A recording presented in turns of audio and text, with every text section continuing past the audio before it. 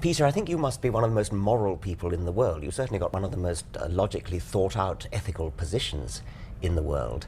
And yet, precisely because of its logical consistency, you seem to get a lot of flack coming from two quite different directions. Well, that's certainly true. On the one hand, I'm critical of the attitudes that most people in society have towards animals. I think that we don't take the interests of animals seriously enough, and in a way I think it's an implication of Darwinism that we should take them more seriously, or at least that it breaks down some of the barriers that have separated us from animals.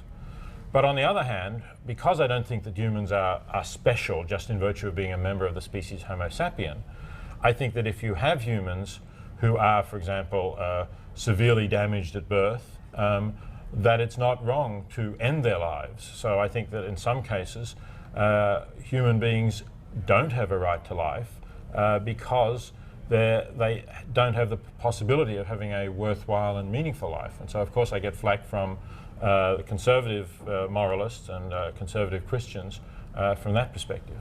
Well, that seems to me to be completely logically consistent. I suppose there might be some people who invoke slippery slope kind of arguments and say, well, it's absolutely right that a human vegetable actually suffers less from being killed than a fully sentient cow. But nevertheless, once you allow the barrier to be broken against sort of breaching the barrier around Homo sapiens, you then open the way to a slippery slope. Where is it going to end? Yes, people do make that kind of argument. I'd say that in fact we cross that boundary inevitably anyway. I mean, even when we redefine death to say that people whose brains have ceased to function are dead, although the organism seems to be alive, the heart beats, the blood circulates. And of course we did that so we could take their organs and give them to others. I think in a way that's already crossing that boundary about the so-called sanctity of human life. And of course we turn off respirators on people at certain points. We just don't really keep people going just because they are living human beings. So I think in a way we're already on that slope, and what we have to do is make sure we don't actually slip further than we want to. But I think we can carve out some exceptions. Yes, well, I would agree with that too. You used the word animals, but I suppose what you should have said is non-human animals. Absolutely, yes. Often when I write I use that term, although of course it gets a bit long-winded, but precisely the point is that we recognize that we are animals, and of course once we recognize that, then we have to ask the question, well what's so different about us? I mean, admittedly we have capacities to reason and to use language that exceed any non-human animals, although I do think some non-human animals can reason to some degree and can communicate in various ways. But I mean, that's not enough. For me, what's crucial is that we share with them the capacity to suffer. What's that famous quote from Bentham? Right, yes. He says, he asks what can trace what he calls the insuperable line between humans or beings that matter, that count morally, and beings that don't. And he says, well, suppose it was reason or something. He says a horse is more reasonable than a human infant. And then he says, but suppose it were otherwise, why would it matter? The question is not whether they can talk, nor whether they can reason, but can they suffer? Can they suffer? Yeah, I think that's crucial. Yes. Do you think that, I mean, a lot of people say, but there really is something special about humans. I mean, I think we probably agree that there are plenty of special things that are special about humans, as indeed there are special about various other species. But what do you see as special about humans? Well, I think that humans, to a higher extent than any other animal anyway, can see their life in what you might call a biographical sense. That is, you can look back on the past and think of things that you've done, and perhaps more important, you can plan for your future. You can say, what will I do tomorrow? What will I do next month? What will I do next summer, for example? Even, how do I want my career to go over several years? I don't think there's any non-human animal that thinks about those sorts of things. And so that, I think, can make a difference if you're just focusing on the wrongness of killing a being. So I think if a being has that capacity to plan their life into the future and you kill them without their consent, you're doing them a wrong which is arguably a greater wrong than you can do to some other Yes. animal that doesn't have that capacity. Right, so I understand that very well. So it's the act of killing is less bad for a creature that has no concept of future anyway. And perhaps another thing that might make it better to kill certain non-human animals than human ones is there might be a difference, not in the capacity to suffer pain, which I bet there isn't, but in the capacity to mourn for the relatives or for lost so loved on. ones or something. Yes, like that. although I imagine you'd agree that there is evidence that animals can mourn to some extent. I think Jane Goodall recounts one of the chimps that she was observing had a baby who died, and the mother carried the corpse of the baby around with her for some time. Yes. And there's stories, I don't know how well documented they are, about elephants that come back and pause at the bones of one of their group that has died and seem to be showing some sort of respect. They're for very mysterious stories, and there does seem to be something in that, yes. It's very interesting. In the abortion debate, people sometimes say it's absolutely crucial when the embryo can first feel pain, and they look at things like the development of the nervous system. What I've always felt about that is no doubt it's true that we should worry about that, but a human embryo, when its nervous system is just developed, can almost certainly feel far less pain than an adult non-human animal. And therefore there is a massive inconsistency between people who place great weight upon the exact moment when the human embryo starts to feel pain. Well, indeed, that's absolutely right. I think that certainly a pig or a sensitive animal like that would be much more aware of its circumstances and capable of feeling pain than a human embryo. And the other thing that's relevant to the abortion issue is that I think for any woman, having an abortion is a serious decision that she will only do if she has something quite important at stake.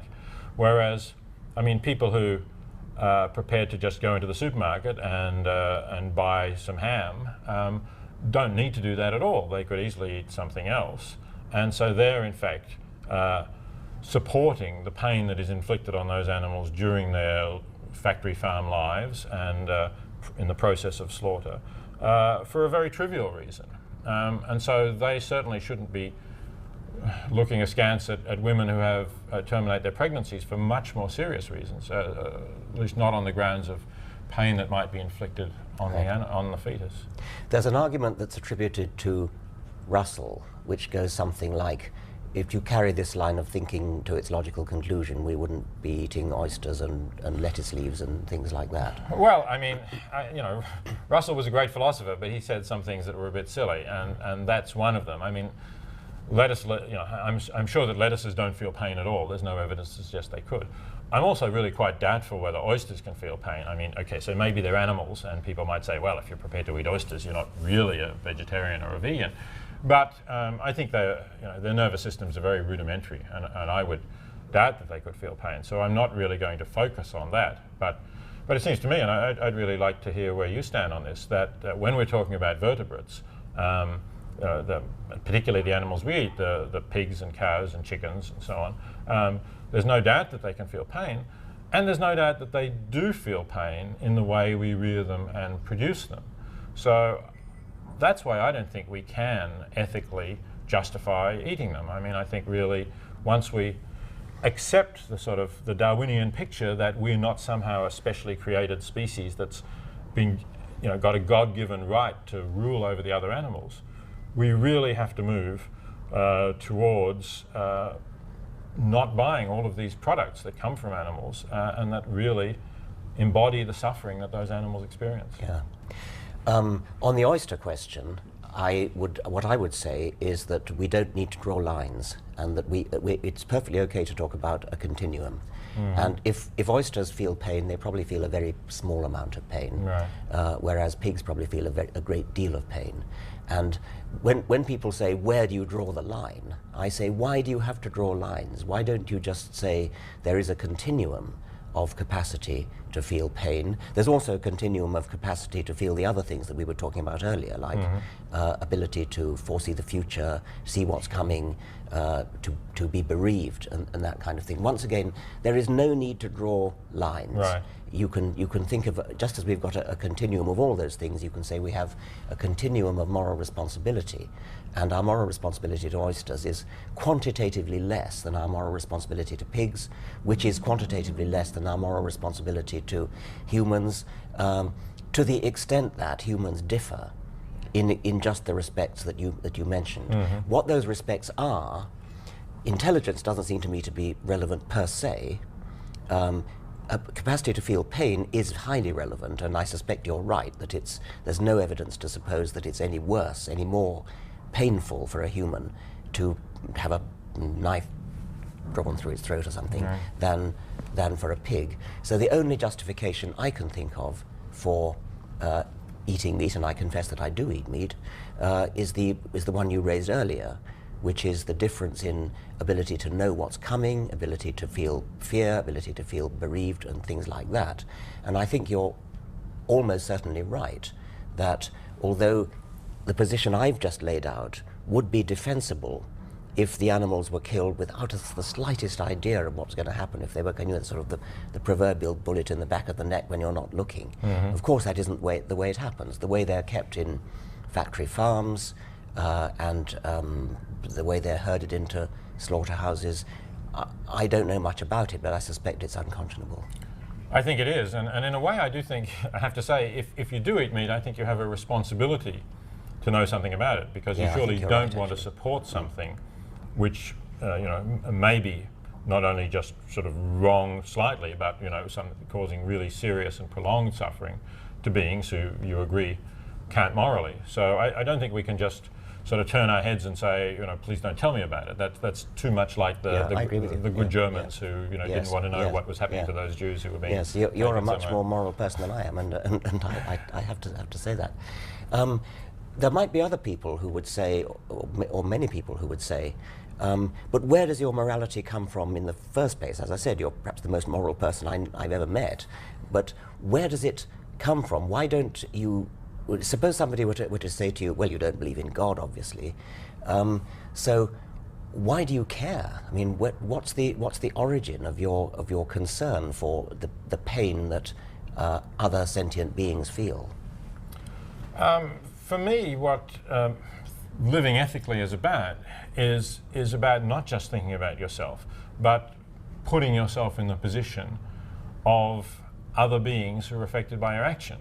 So this is the kind of sort of golden rule, as it is sometimes called, of putting yourself in the position of others and asking what it would be like. And of course, Christians will say, well, that comes from Jesus, and Jews will say that also comes from the Bible. But in fact, it's something that's you find in any ethic. You find it in Confucius, you find it in early Hindu writings.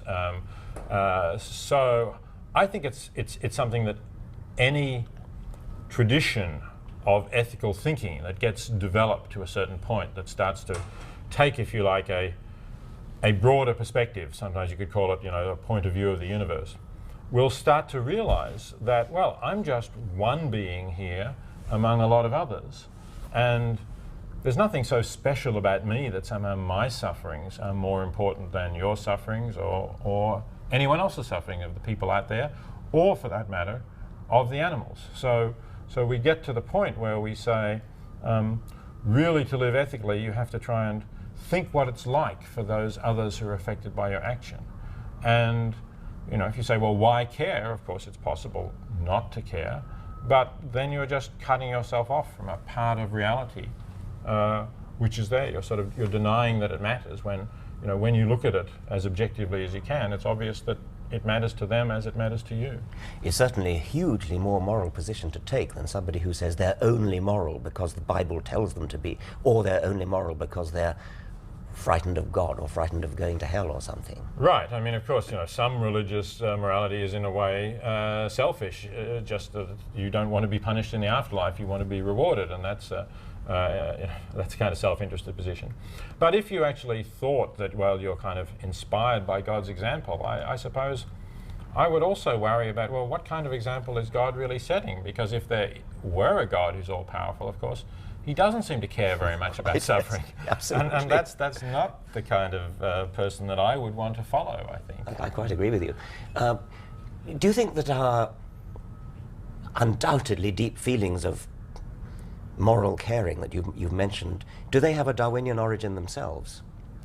To a point, I think, but only to a point. See, I think what's happened is that we develop feelings of caring for others, well, as you've explained so well, at least initially with our kin, and perhaps with those whom we can enter into reciprocal relationships. And maybe, you know, because we lived in small groups that were closely related, maybe then for that group as a whole. So, you know, you could say, well, on a Darwinian basis, there's no reason to think that you would get to a sort of universal altruism, but you would just have this more limited kind of altruism to those who are close to you in some way. But I think what happened then is that we developed the capacity to reason. And the capacity to reason also, no doubt, develops for Darwinian reasons. It helps us to survive in many ways.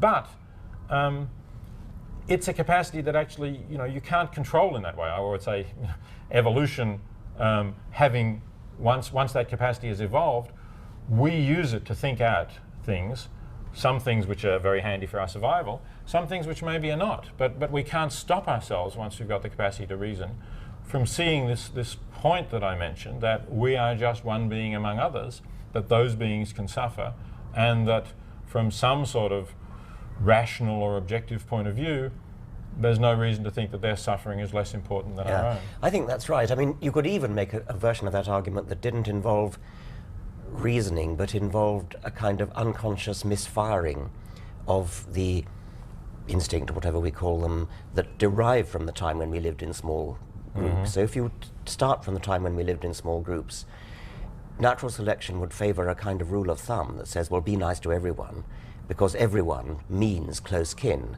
in that early environment. Well, now, a rule of thumb is all that natural selection can be expected to favor anyway. And so when you are plonked into a much larger environment, like this village here of New York, where the people that you meet are not your close kin, and the people that you meet are not in a position to reciprocate probably ever again, it doesn't matter. The rule of thumb is still there. It's rather like sexual lust. I mean, sexual lust was put into our brains at a time when copulation tended to lead to reproduction. Nowadays, copulation doesn't tend to lead to reproduction because we use contraceptives, but the lust hasn't diminished. Right. And similarly, we have a lust to be nice, which dates from a time when it did have Darwinian survival value. And so, as you see how the argument plays out, you're making it a rather more sophisticated version, saying it actually spills over into our reason. I'm wondering whether it's in spite of our reason that if we really reasoned it through, we might end up being horrible and selfish. But nevertheless, the lust to be nice is still there and keeps breaking through. I don't think so. I mean, I think, you know, obviously reason builds on things that we have, and we have to have some of this compassion or concern to be nice somewhere. But I don't see reason as necessarily just promoting our narrowly self-interested ends. I also think it's possible that we have other rewards, you know, that perhaps because we've developed these cognitive capacities in various ways, we want to get some sort of fulfillment out of life. We don't just want to eat and reproduce and you know, maybe get the simple pleasures that we can get from that, but we would like to feel that we've contributed to the world in some way. And that perhaps also is a kind of motivation for non-religious people to feel, yeah, my life will have more significance and I will feel better about it if I feel that somehow, through living, I've made the world a better place than it would have been if I hadn't lived. I mean, I totally agree with you. I was kind of playing devil's advocate back there. Peter, I want to come back to the question of food and vegetarianism and things. First, let's go to an extreme. I suppose it would follow from your logic that there should really be no objection to cannibalism, provided the human victim, I suppose, either has given his consent or has been accidentally killed, and maybe what about eating roadkills? Well, I mean, yes, if you're not responsible for the death and your practice of eating it is not going to encourage you know, drivers to kill more animals, I don't think there's any problem with roadkill. Human roadkills. Well, I mean, then you get a question, I guess, of, well, what do the relatives think of it, and would the human have wanted this? You know, maybe most people would not like the idea that they would be eaten after they die, and we do try and respect people's wishes for after they die. We, follow their wills and so on. And so we should. I mean, that does seem because right. that reassures us, for one thing, when we're alive, that Yes. we won't be treated with contempt. At least for that reason.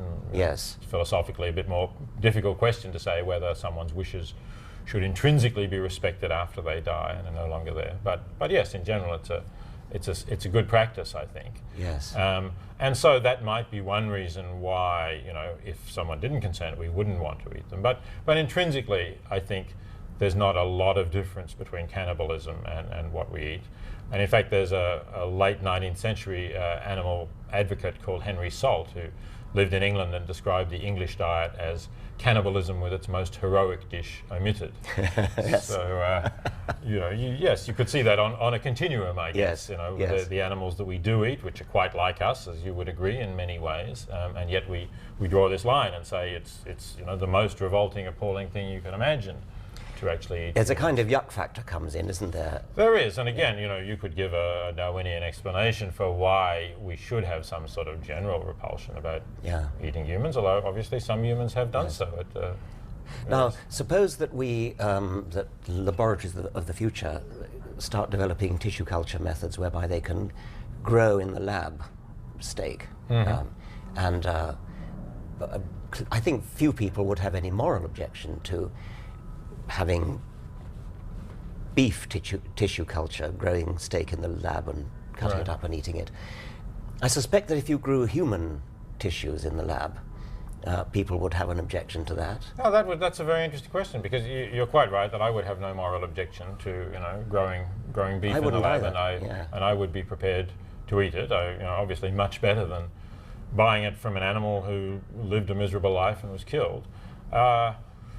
So if you could take a few cells off my skin and grow them in the lab, I wouldn't object to anyone eating them, should I happen to taste good. I don't know. And I know that Ingrid Newkirk, who's the head of People for the Ethical Treatment of Animals, has actually said that she would like her body to be eaten. She's making a statement by that, when she dies, that she would like her friends to barbecue her, because she's trying to make the point, I guess, that this is not so different from what people do. In fact, it's morally better than what people do, because she would not have been killed for that purpose and would not have been made to suffer for that purpose. Yes, that's a very interesting position. I think there are cultures in Papua New Guinea and places where that does happen. It's a kind of mark of respect to eat your right, relatives. and there's an account in Herodotus, I think, of Darius, the Persian emperor, asking some Indians what they would do with their bodies while there were Greeks there, and the Indians said they would eat their ancestors. Yeah. And the Greeks, of course, were horrified at that. And then he asked the Greeks what they would do, and they said, well, we would burn them, of course. And the Indians were totally horrified at that. So I think this is a cultural thing. Yeah. So we really do have to separate out yuck factors, which is what so often permeates what look like moral arguments, and get to the moral basis of it. I can think of no moral objection to eating human roadkills, except for the ones that you mentioned, like what would the relatives think about it, and would the person himself have wanted it to happen. But I do worry a bit about slippery slopes, possibly a little bit more than you do. There are barriers which we've set up in our minds, and certainly the barrier between Homo sapiens and any other species is an artificial barrier, in the sense that it's a kind of accident that the evolutionary intermediates happen to be extinct. Nevertheless, it exists. And natural barriers that are there can be useful for preventing slippery slopes, and therefore I think I can see an objection to breaching such a barrier, because it would you're then in a weaker position to stop people going further. I mean, another example might be, suppose you take the argument in favor of abortion up until the baby was 1 year old, say, or 2 years old. And so if a baby was 1 year old and turned out to have some horrible, incurable disease that meant it was going to die in agony in later life. What about infanticide? Strictly morally, I can see no objection to that at all. I would be in favour of infanticide. But I think I would worry about, I think I would wish at least to give consideration to the person who says, well, where does it end? Yes, I can see that there is a problem with, say, small children, partly because we're bonded to them very closely in a way that we're not really bonded to the same extent anyway to the fetus, or perhaps even to the newborn infant. But I think when people make slippery slope arguments in this area, you have to appreciate that it does go the other way, that precisely because we draw this boundary between us and animals, we turn a blind eye to all of that animal suffering, as you were more or less acknowledging, I think. And that, of course, has disastrous consequences for animals.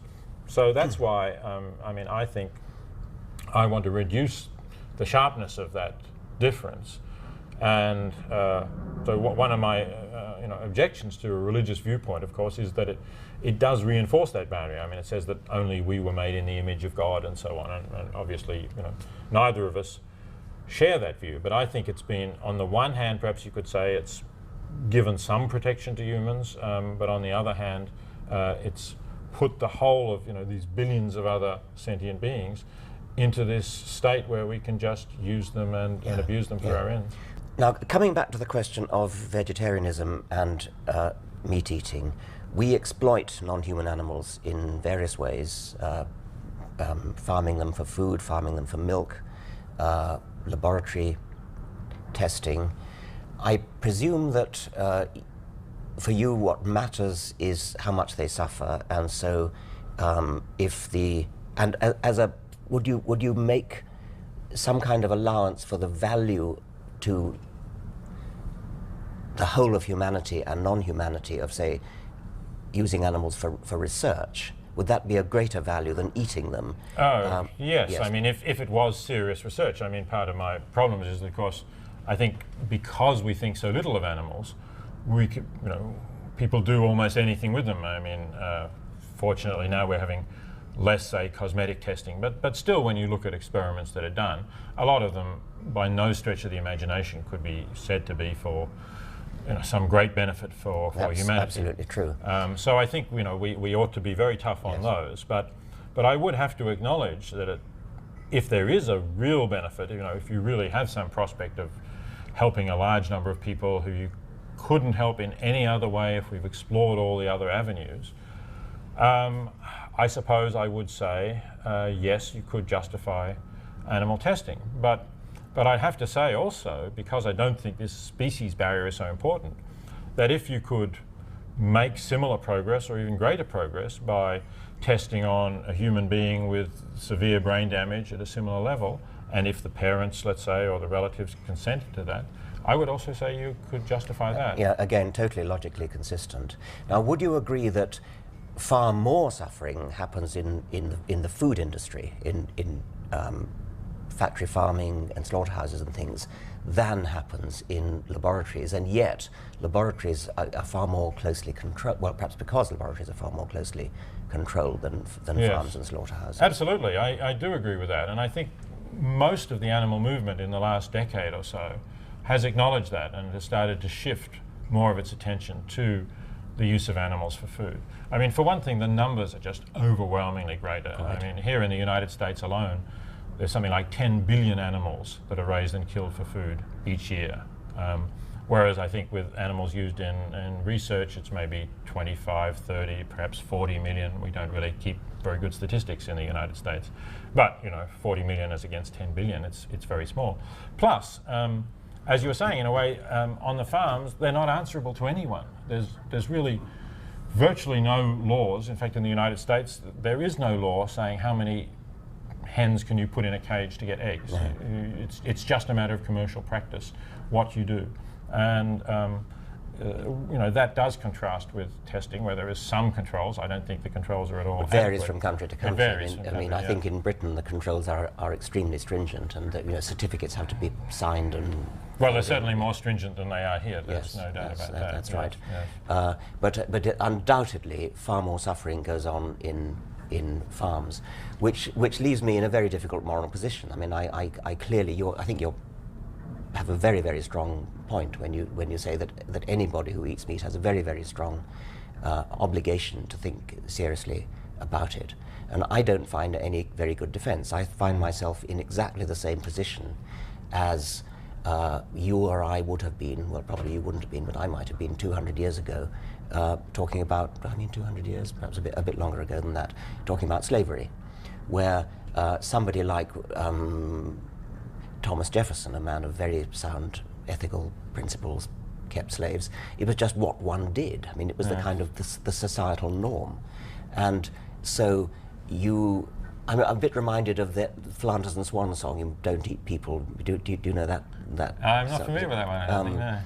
It's Flanders and Swan, you know, where I know that's a Flanders and Swan, comedy yeah, duo. yeah. And they had a song about a cannibal feast, and one of the young men of the society objected to eating people. He said, eating people is wrong. And so his father sort of put his arm around him and said, "No, don't be silly, son. I mean, people have always been people. If the juju hadn't meant us to eat people, he wouldn't have made us of meat." And then the final line is, "Next thing you'll be saying is we shouldn't eat animals." And then the son just roars with laughter. "Don't eat animals? What a ridiculous idea!" Well, the historical precedent of slavery, I think, is actually rather a good one, because there was a time when it was simply the norm. Everybody did it. Some people did it with gusto and relish. Other people, like Jefferson, did it reluctantly. I would have probably done it reluctantly, and I'd have sort of just gone along with what society does. But I think it's extremely hard. It was hard to defend then, yet everybody did it. And that's the sort of position I find myself in now. And I think what I'd really like to see is people like you having a far greater effect upon, I would call it consciousness raising, really, having and try to swing it round so that it becomes the societal norm not to eat meat. Yes, absolutely. And I think what you're talking about is the pressure of social conformity. And Yes. I think we're very much a conforming animal. And it's very hard to do things sometimes against the prevailing norms. And that's why it was hard for people who had some scruples or doubts about slavery to actually imagine that they could abolish it and live without. So I think that's, we are making it more acceptable. I think in a way the animal movement is making progress. I mean, you can walk into any supermarket here and you'll find meat substitutes, meat alternatives, vegetarian dishes. You'll find soy milk, of course, and so on. So it's getting easier and it's getting more socially acceptable. And I think we just have to somehow get past that threshold where it won't be a difficult decision for people to make at all. It'll simply be something that they can see lots of people do, and they'll feel better doing it, and gradually it will become a thing of the past, as slavery has now become a thing of the past. I suppose another thing might be that as it becomes socially the norm,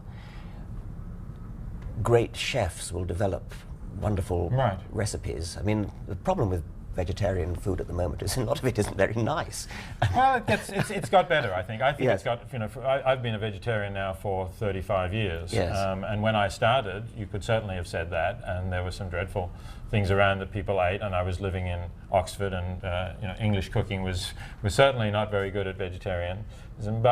But now, we have some great restaurants in this city, for example. There's some terrific vegan restaurants as well as vegetarian, where I think, you and any other meat eater would really enjoy the food. Yeah. So we're getting to that point, I think. What's the connection of Darwin with what we've been talking about, speciesism and so on?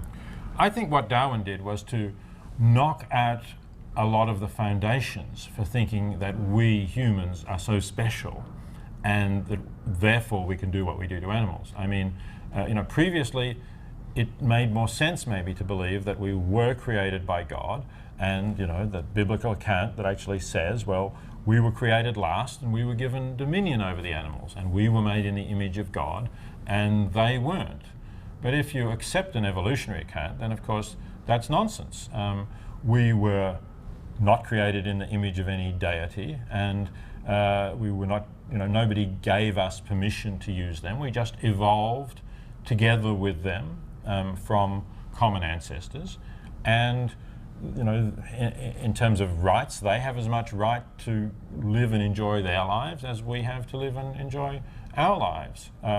So it just undercuts all of that separation, and then stresses the continuity and the similarities, which, as we were talking about, include the capacity to suffer. Yeah. Darwin himself laid great stress on the continuity, and a lot of Darwin's argument, his one long argument, is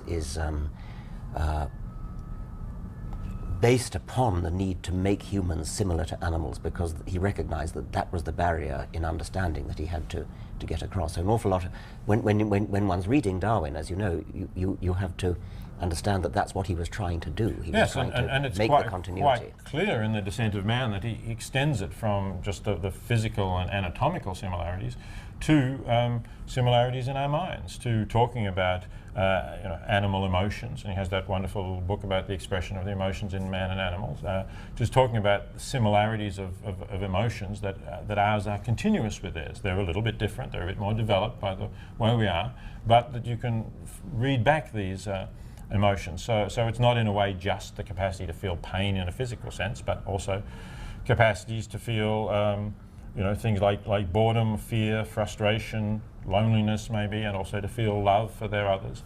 And he even talks about some kind of religious feeling, if I remember rightly, that maybe you can find some traces of in a dog howling at the moon or something of that sort. So yes, I think he did want to stress that continuity, which the religious viewpoint had completely separated. I mean, it's interesting when you look at the religious thinkers, like Thomas Aquinas is a good example, who says, well, we have no duties to animals. We don't even have a duty not to be cruel to them insofar as their suffering is concerned. Because, he says, they don't share with us the communion of everlasting life. In other words, they don't have immortal souls, and we do. And so he says the only reason why we shouldn't be cruel to animals is because if we're cruel to animals, we might develop a hardened disposition that might lead us to be cruel to humans. And that's all. In other words, the suffering, the pains of the animals, for a Christian thinker like Aquinas, don't count at all. And I think Darwinism just knocks the foundations out from that. Yes. So maybe what I would add to that is that I think, in a way, I've assimilated Darwinism on this issue better than you have, because I think that you perhaps are still influenced by these vestiges of religious belief that separate us from the animals, and by continuing to eat meat, you're part of that general view that says, well, we are in some way superior to animals, even though you don't really believe the foundations for that view. Yeah. I mean, I have nothing to add to what I said before. It's not a matter of not getting on board the Darwinism. It's what we were talking about before on social conformity and just. I mean, I live in a society which is still massively speciesist, yes. And intellectually I recognise that, but I go along with it the same way I go along with celebrating Christmas and Right. singing Christmas carols and things like that. I sometimes have a fantasy of writing a science fiction story in which a relict population of Australopithecus, maybe Homo erectus, Australopithecus, perhaps something else back along the chain to the common ancestor with chimpanzees, is discovered lurking somewhere in the forests of Africa. Right. And the purpose of the novel would be to play out the implications on society of the rediscovery of Lucy. Can you sort of explore what you think might happen if we did discover that? Well, I think that would be fascinating, because then we would have to raise that question of when does a being have sufficient moral status to be regarded as our equal in law, as a being with full rights, and not, as animals still generally are, an item of property. And I think, it's a nice idea to imagine that Australopithecus could be discovered.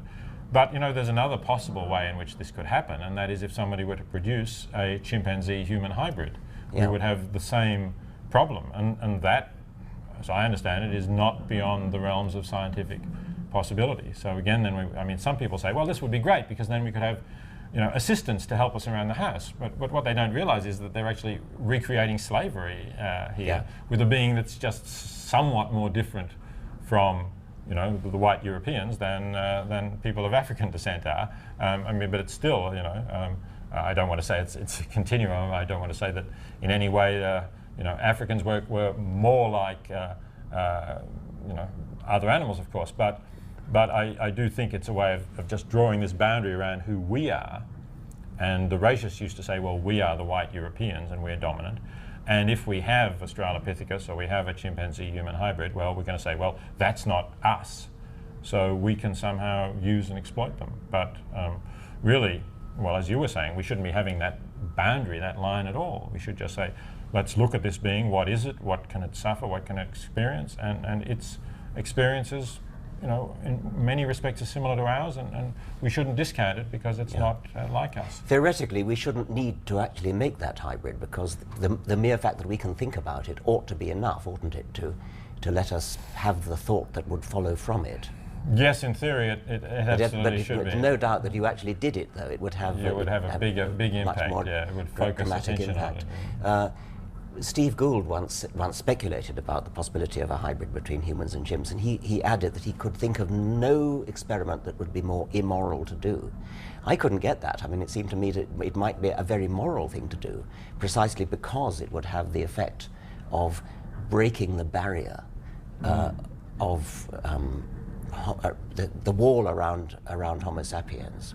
Well, the danger, it would be immoral if it was done with the purpose of creating an experimental subject or slaves or something of that sort that you could use irrespective of its interests. But if it was done for the purpose that you're suggesting, then yes, it could be. It probably would be done just for sheer scientific curiosity, but then but the consequence might well be, I mean, it surely wouldn't be used as a slave. I mean, it would be, but the consequence might be the social effect that we've talked about. But you would be creating a being. I mean, I guess maybe why Gould said this, I don't know, is that you would be creating a being who is almost one of a kind and wouldn't quite know, would probably have enough intelligence to understand his or her situation and wouldn't know where he or she belonged. It's like Frankenstein, in Mary Shelley's novel, who actually is quite a sad figure, I think, in a way, not really, a monster, or maybe becomes a monster, but is sad because being created in this way, and basically nobody loves Frankenstein, the monster.